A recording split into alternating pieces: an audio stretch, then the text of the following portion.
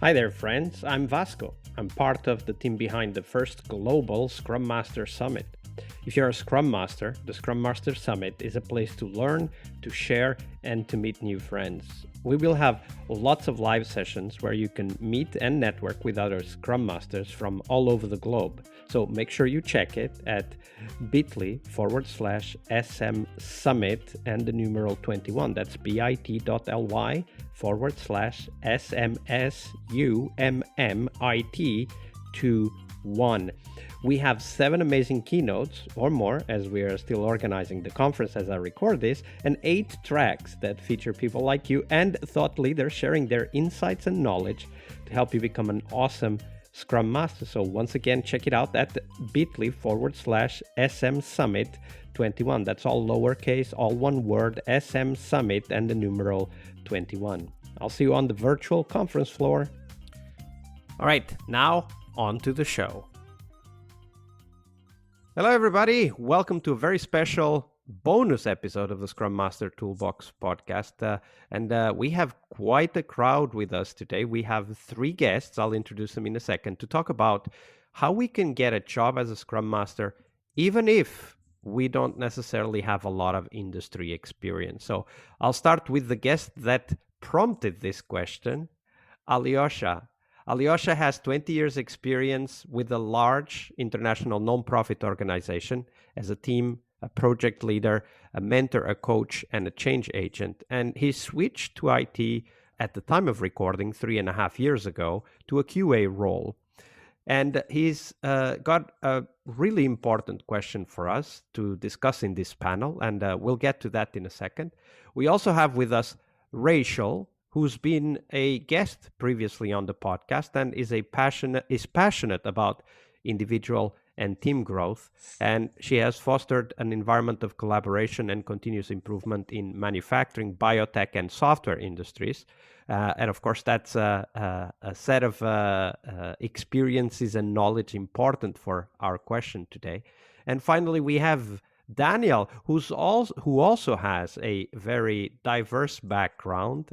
He studied biology in university and later on switched fields to software development, which, as he puts it, really showed him the importance of cross-disciplinary learning and looking into new areas of interest. So all 3 of our guests have experience in finding a job in industries they previously didn't have a lot of experience with. So first of all, guys, welcome to the show. Thanks. Hi. Thanks, welcome. Thank you, Vasco, for inviting us. Yeah. Absolutely. And we'll start with Alioscha. So, Alioscha, you introduced the question of today's episode to us. We had an exchange on LinkedIn and then over email. Share your story. What's the question and why that question is so important for you right now? Yes. Thank you so much, Vasco, for inviting me to have this conversation. And I really appreciate that you were so open and flexible, actually, to start it. Yes, why this question is important for me. As you correctly mentioned, I switched to IT for about 3.5 years ago. But as a person with a previous vocational experience, which dates back to the early 90s in a totally different area, but that had to do with people. And I was thinking, how can I find this sweet spot where I can have my previous experience bear onto my current engagement in this position? So if I were to maybe specify why Scrum Master and not something else, it's actually somewhat accidental in a sense that in 2016 and 17, I was getting ready to pass the PMP exam, as you very well know. And after I did get certified in that area, I did some PDUs, which means simply... like learning credits. Learning credits you have to get there, yes, as well. And then I stumbled over a course in Agile Project Management. And there I learned about all kinds of frameworks that dealt with a new, quote unquote, way of doing project management. And then back then I realized that actually my previous experiences actually have a lot in common with what I learned back then. So especially when we're thinking about an organizational change on a mass scale back in 2009, 2011, when I was in a leadership team on a national team in the Ukraine, where I come from. And I started recognizing terminology and processes and so on and so forth. And then I learned about Scrum Master. I thought, wow, there are so many overlapping areas where I actually can say I did something and it was fun and I can actually get energy from that, enthusiasm. And then I tried to get certified. I certified that in that area as well. And then I tried to apply. And that was a big stopper, so to speak. So walk us through some of those experiences. I think for our listeners, it's also important to kind of understand, like, as you said, you had the experience in project management, in change management, and then when you tried to apply to a Scrum Master role, things didn't really go according to plan. So what happened then? Mm-hmm. I found that having relocated to a new place, a new culture, and having no previous industry experience, it was very difficult, so to speak, translate my previous experiences and skills from a non-technical, non-commercial workspace into my new life. And this is where I struggle until until this time.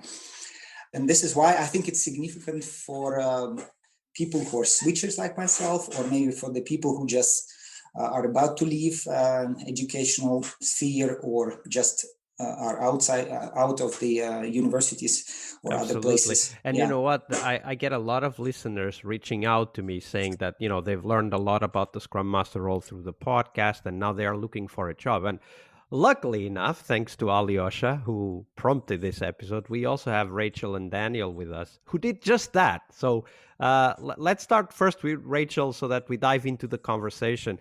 Rachel, what did you do when you were trying to get your first Scrum Master job and had little or no industry experience as a Scrum Master? Yeah, it was a lot of networking, which I hate doing. I get so I'm introverted. So reaching out to folks on LinkedIn that I either knew through someone or knew through someone who knew someone else. It was a lot of like on the ground work. And really, I wasn't even looking for a Scrum Master role at that moment in my life. I was in manufacturing and was just wanting to transition to the software industry in general. And so for me, a lot of my networking was focused around informational interviews, just trying to collect some information around different roles in software, whether it's a product owner or business analyst. Scrum Master wasn't even really on the radar, to be quite honest, because the master of something, I was like, I don't even think I qualified for this. And so through a lot of that networking and conversation, that was really how I learned more about this role. And part of it was luck, but part of it was also having that elevator pitch ready.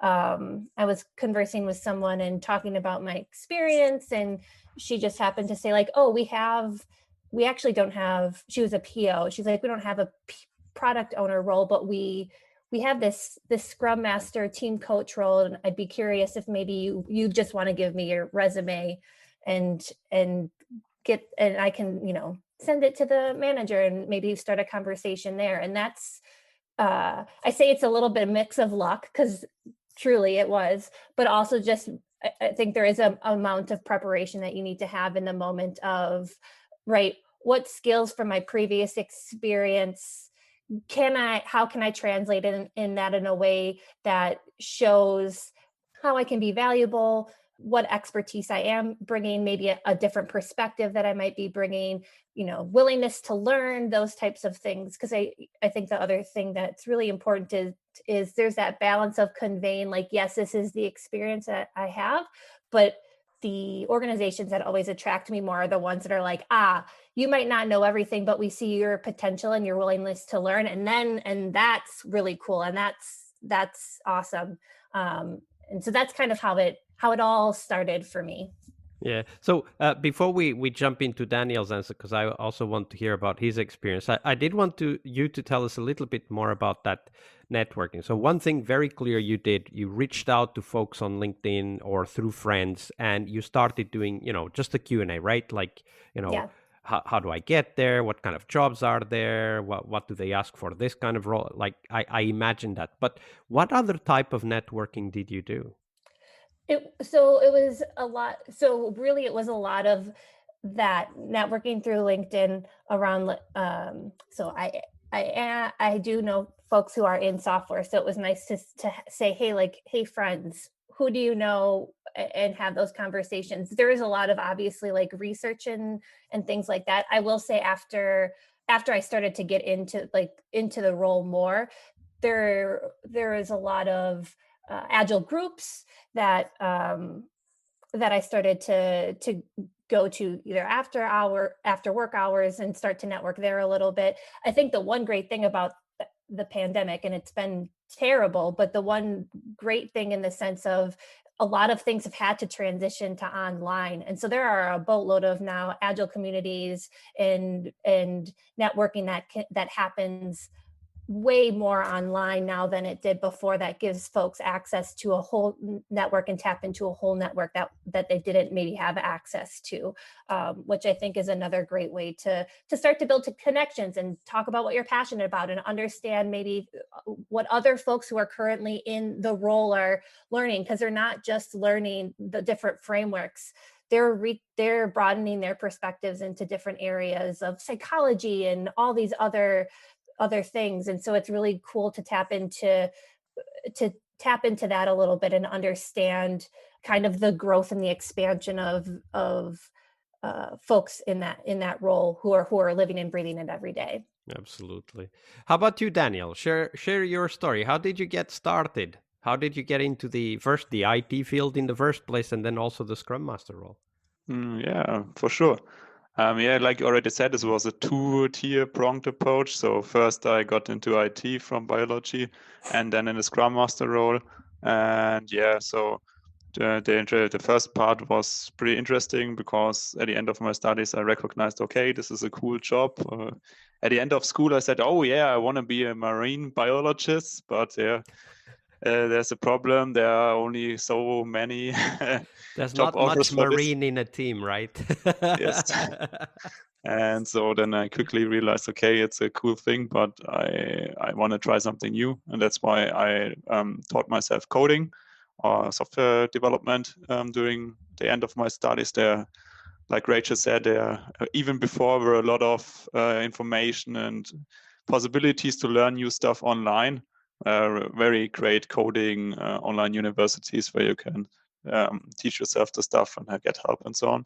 And I did this, and I also founded a small company to develop that stuff to pay for my studies, which was also nice because I had a lot of experiences talking to customers, having a broad area to dive into. I was on my own. I dived into it from nothing. So I had to learn very fast and quick and hard.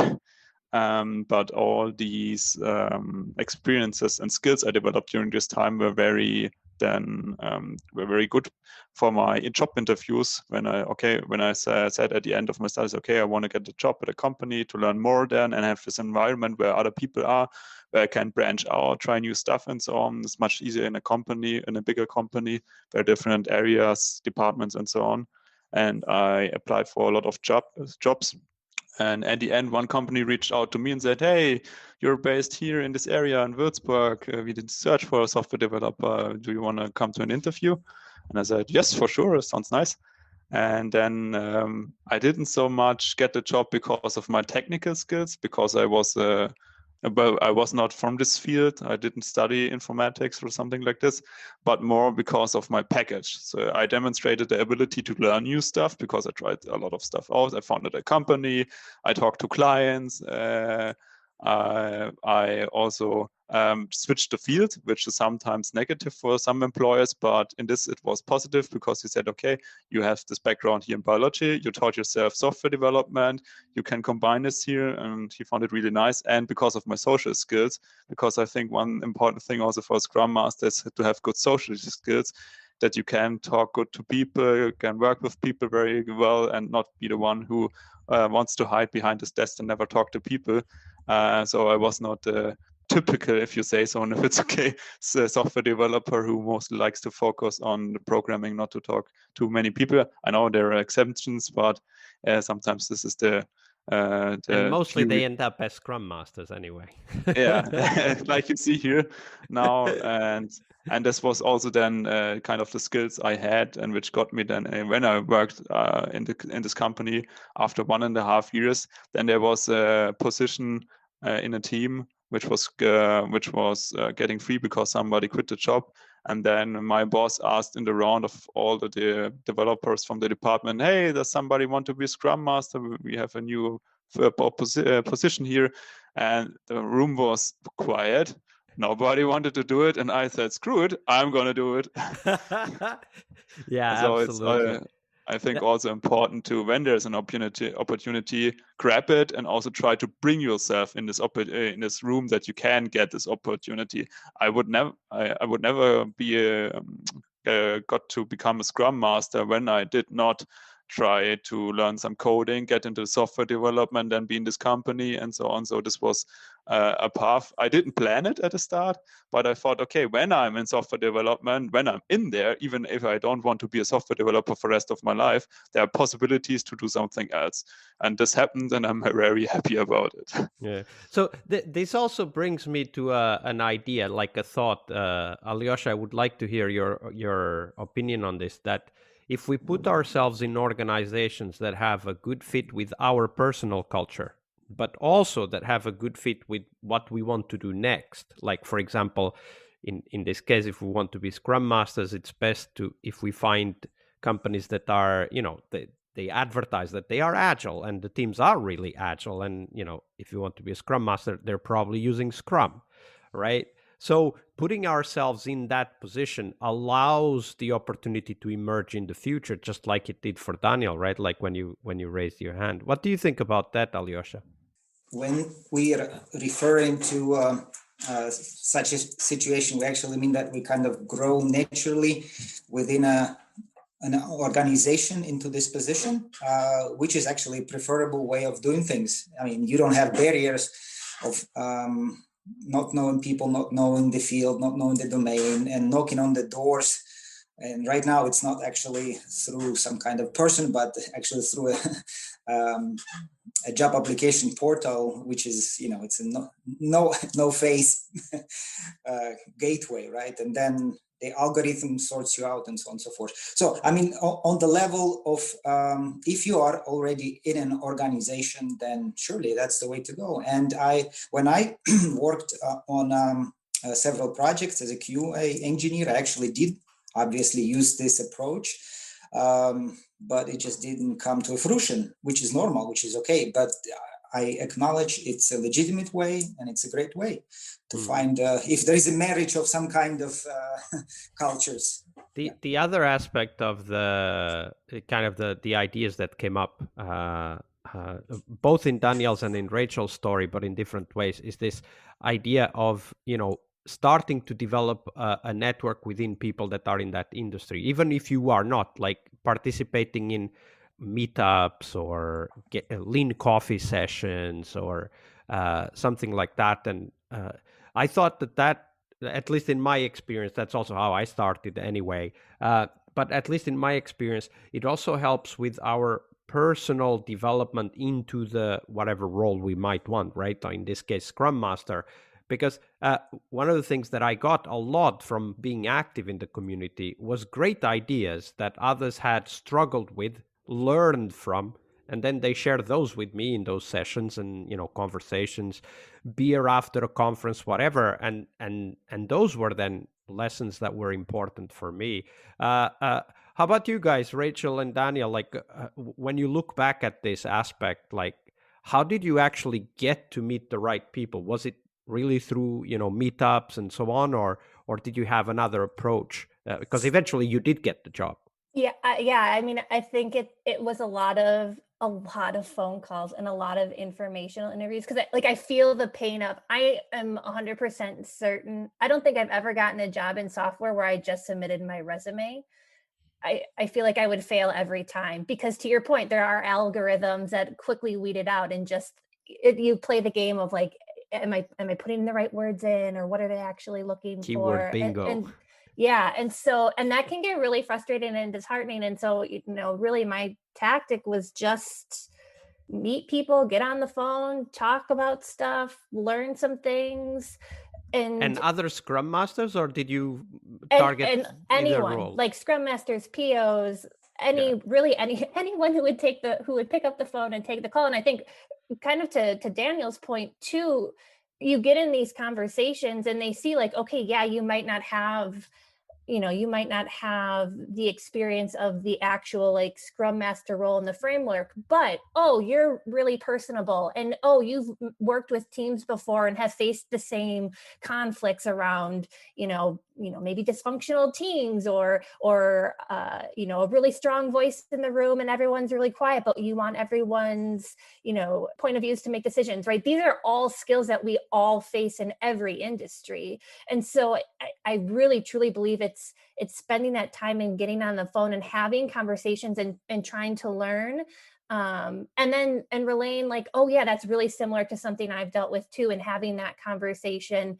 and making those connections, because I think it's a lot of time, and it's time consuming, and like I said, for an introvert like myself, it makes me so anxious sometimes, but it's really what I found to be the most successful. And I think to your point too, Vasco, around like being in maybe some of these meetups or agile things, and listening to conversations and stories from other folks, there is also difference industry to industry, kind of just on the language or terms that are like, the buzzwords. Yeah, and so the even keywords to be accepted. even just interacting with folks in industry to understand what those words are, so that as you're communicating, you're probably talking about the same thing, but you can communicate in a way where it's like, now we're using that common language.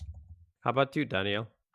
Yeah, as I got the luxury of having the job before I dived into meetups and networking and so on, but I can then give a hint into this area, because what really also helped me to get then into the position as a Scrum Master, or get this internal position altogether, was also before when I was a software developer.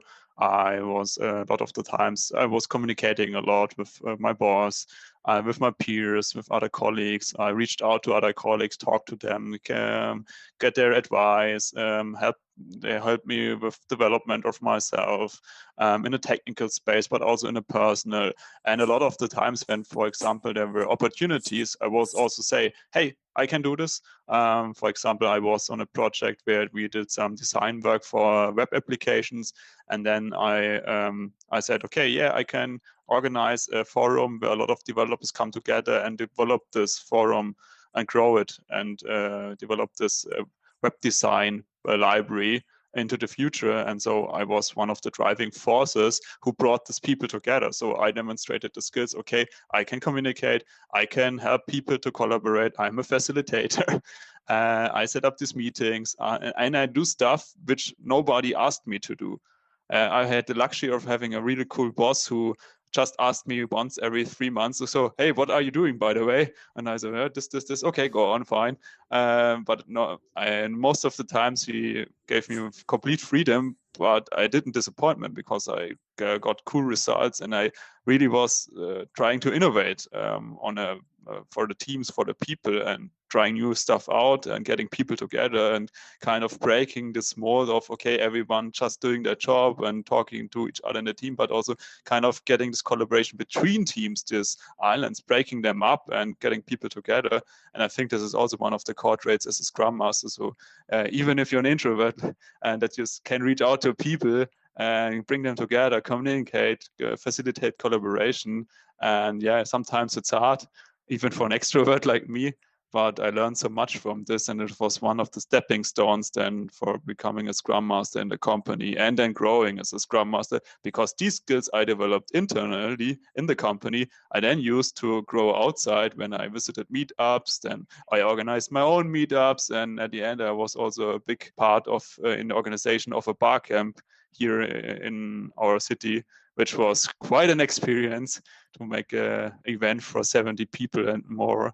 And yeah, and these, for example, these skills and this experience I had there then got me my job which I have now.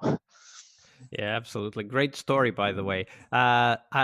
So, Aliosha, have you tried to organize your own Agile or Scrum Master event? Like this was an idea that Daniel just mentioned, hosting your own meetup. These days it's online. It's easier to get it started. It's not necessarily easier to get people to attend. But like, what have you done in terms of community? What have been the hardest things to do to develop your contacts with the community? Yes, thank you so much for mentioning all those measures. I think they're quite conventional. I mean, obviously, you can find and Google them online. They're out there. And I also talk to the people who are quite long in the field, and they also mentioned those. So in that sense, I would like to play a role of a devil's advocate, if you will, here, so that we can have a little bit of a discussion. So because I think there are bigger factors that are in play in this whole picture. And just to mention what I did, I will just mention 6 specific things that I did in order to network better, actually, or to make myself visible. And for example, I attended over these past 3 years, I attended various IT meetups in Switzerland here, and I networked with Swiss and Ukrainian nationals during classes in software testing, in trainings, in Scrum. I contributed 3 articles about software testing and intercultural work on a forum with 400,000 subscribers. So in the past few months, and so I had overall 13,000 views or reads of those. And then I also was interviewed on a podcast about software testing, so I made myself kind of available, visible. So we have there almost 2,000 downloads. And then I participated actually to very recent in the bi-weekly Scrum meetup that is online with 30 or 40 individuals. And then I also created a website for me. It's kind of a business card where people can look at my work, look at the references, read about my vision, and see even pictures of me, presenting things, teaching, and so on and so forth. So in that sense, I think I created a presence online, network with people very well. I have about 750 or 60 contacts in my LinkedIn. And in that sense, I kind of made my way through all those conventional avenues, if you will. But when I think about getting a job, there are 3 factors in play. One is I will, the second one is I can, and the third one is I'm allowed to do that. And when it comes to the first 2, I believe I can and I will, but somehow I'm not allowed to do it. And I think, for example, when I hear Rachel talk about getting a job in the US context, I can resonate very well because I work with the US reps for 20 years. I know how they tick, I know how they think, especially this key phrase, people see new potential. If you see a potential person, that means you can trust that person kind of opens up and can deliver at the end of the day. But I think in more reserved Western European cultures, it's different. I think Daniel can relate to that better. If you don't have a specific paper from a university or whatever, it's much harder to get through this filtering algorithm. And so how do you do it? How can you get over that am I allowed thing to do the work? That's a different issue. And and the market situation plays a big role right now, I think, because there are quite a few qualified and experienced people on the market that are in a competition with me or with other people. Yeah. So I think you're absolutely right about the market situation, but it's not specific to right now. I think that will always be true. I do want to hear, Daniel, about the DACH region culture, because it is different than the It's US for different. sure. Daniel is in Germany, which is one of the three countries that form that cultural area. So Switzerland, Austria, and Germany. There is one thing, though, that I wanted to say. I think that for Scrum Masters out there that want to get a job, and Rachel already said that, don't trust the algorithms. Like, skip the algorithm. You have to go over. You have to ignore the algorithm. I mean, that doesn't mean you shouldn't send your CVs and shouldn't put the CVs in a portal. You shouldn't say on LinkedIn, for example, that you are open to new opportunities. By the way, there are headhunters all the time looking at LinkedIn to look for people who have certain skills and are open to have other jobs. But for me, I think the key thing, and this happened in Daniel's case, it happened in Rachel's case, and it happened in my case as well, is it is about growing the network and then trusting that through that network you will get direct contact to an organization or a team or a department that needs somebody with your skills. For me, that's important because if I know someone, I'm much more likely to trust them. Like, no matter what their skill set is, if I know them, I'm more likely to trust them, right? As opposed to a CV. I've interviewed and hired many people over my career, and I know how CVs get weeded out, right? You look for keywords, and if certain keywords are not there, you give them some minus points, and then the ones with least minus points get interviewed or get asked to come to an interview. By the way, interviews in this way are hit and miss. Like, you look at the CV is perfect, and then a person comes in and you say, okay, this person is not ready, right? And also sometimes happens the opposite. Like, somebody has a crappy CV and they come in and you do the interview, like, man, this person is a genius in this area, right? So I think that for me, never trust the CV algorithms would be one of the key tips here. But I do want to hear Daniel's perspective on how to get in the door in the German culture. Yeah, that's a good point, because I also experience it. It's very hard in Germany when you're kind of a person who's coming from the side and did not study in the same area. And then, like me, I studied biology and then went to software development. And at the start, before I got some experience in this area, after some working years, I always had to defend myself. And every interview I did before I got my first job was, yeah, why did you switch? Why did you now want to apply for software developer stuff when you study biology? And I said, yeah, because why not? So I want to try something new. They always are looking for, okay, what's the risk? Why is he switching? Is he maybe switching then after a year to another job, to another thing? Is he a switcher or this? And they also always have the fear, the HR persons, that they want to invest in you, but they have to fear that investment is not for long.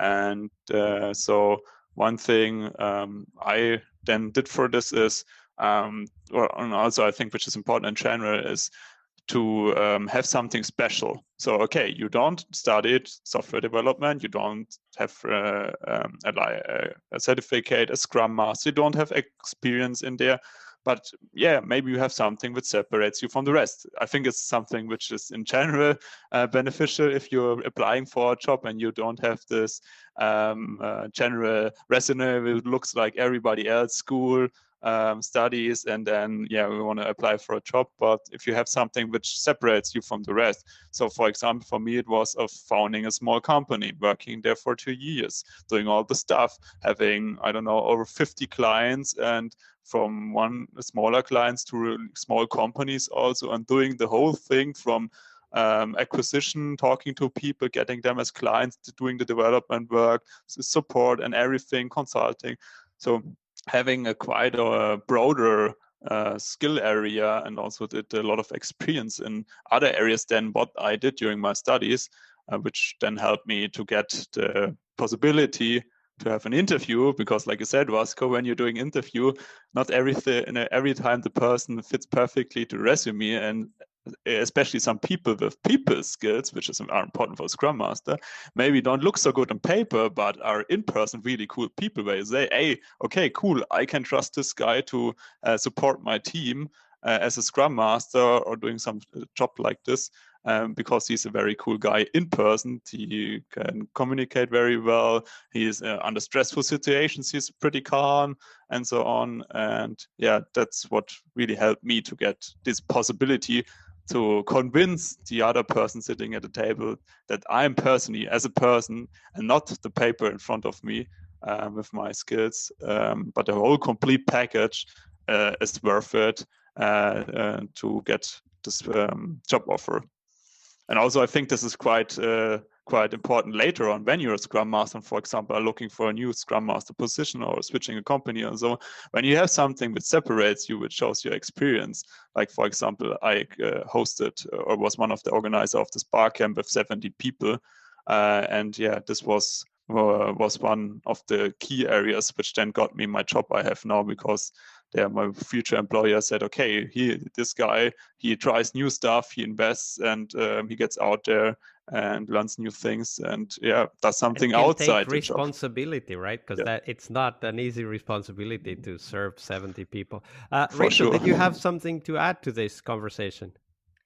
It was just I'm more or less just curious, right? Because it sounds like there's some obvious cultural differences around some of this stuff, and I'm not going to pretend to understand, but I think too, something that's, whenever I'm kind of in that situation of like, okay, clearly this isn't working, or I'm trying these things and something's still not clicking, like I'm still feeling stuck. I think that, right, trying to get that feedback loop of, okay, so I'm networking and I'm having these connections and hoping that, like, someone will say something, or even if I'm saying, hey, I'm open to work, or I'm looking for opportunities, do you know anyone, or even just, I think, asking to like, based on our conversation or what from me or your experience, like what else would be valuable for me to learn or do or whatever.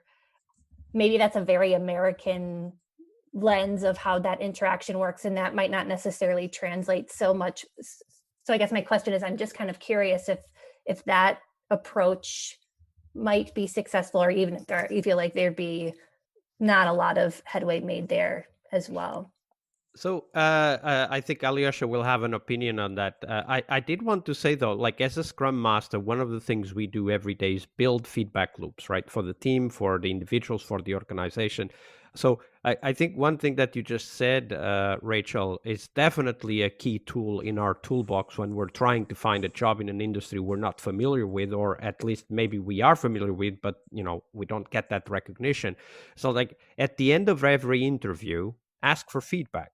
Right? Like, how did this go? What did you think I could have done differently? Yeah, right? There's a couple of times when I'm interviewing folks, there's a question that gets asked to me that I love, and it's, what hesitations do you still have about me?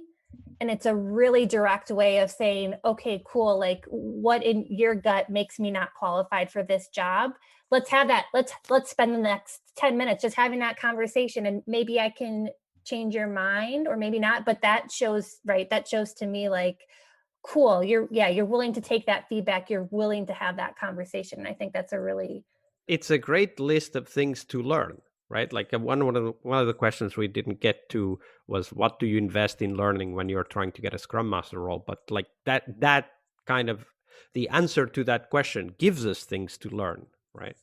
Alioscha, you did have something to say, so I want to hear your thoughts on this. I completely, absolutely support your idea about the feedback loops. I also worked and grew up in such culture where people provide you with feedback. And unfortunately, this culture of providing feedback is very weak here. So where I am at the moment. So I also suffer under such conditions, because you really want to know where you are in this whole process. You just get, the standards emails or whatever. So sometimes people do give feedback, and I really appreciate it. I take time, I jump on the wagon, and I say, please give me feedback always.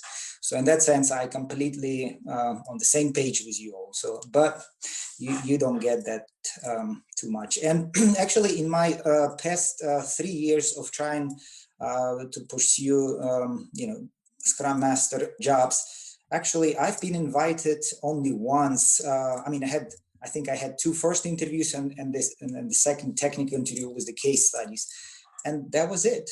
And I guess it always depends on the context, and my personal context is I'm almost 50 years of age, and I come from a background that many people don't understand, because the secular and the spiritual, so to speak, is divorced. There is this false dichotomy that people that come from maybe religious backgrounds, they have no idea what's happening in the world, and so on and so forth.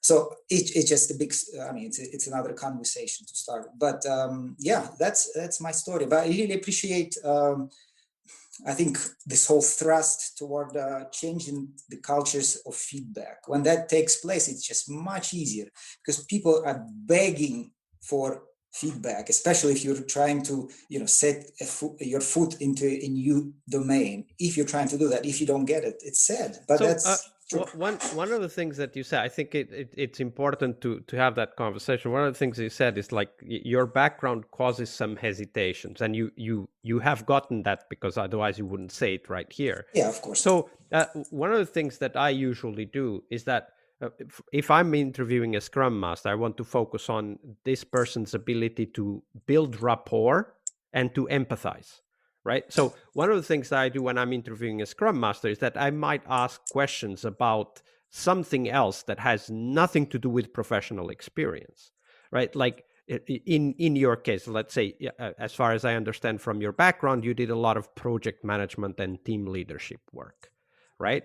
So I think that one of the things we can do as people with a lot of experience is that we can bring that independently of what the background is. So like, for example, when I did my first Scrum Master job, I was a project manager before that. I had no idea what being a servant leader was, but I was rather good at interacting with the team and trying to help the team perform. So one of the things that I highlighted in my interviews is that I want the team to perform. I'm very good at creating high performance teams. And I did show from my experience, like, here's what I did in this particular project and so on and so forth.